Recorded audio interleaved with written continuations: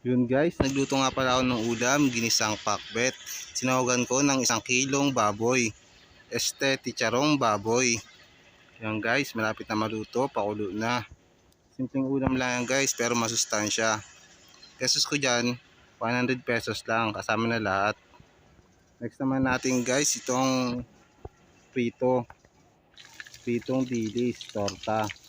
Yan guys, pesos ko dyan guys, 50 pesos lang. Kasama na lahat. Kating kilo lang kasi yan guys. Kating kilo 25 pesos.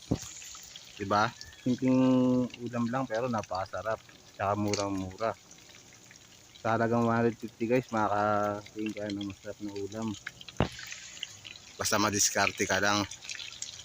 Yan guys, pinaligtad ko na siya para sunod dyan kakain na, diba? Kaluto niyan guys, kakain na ako. Sarap niyan guys. Nagutom tuloy ako. Niluto ko pa lang, nagutom na ako. Hindi na ako mapaghintay.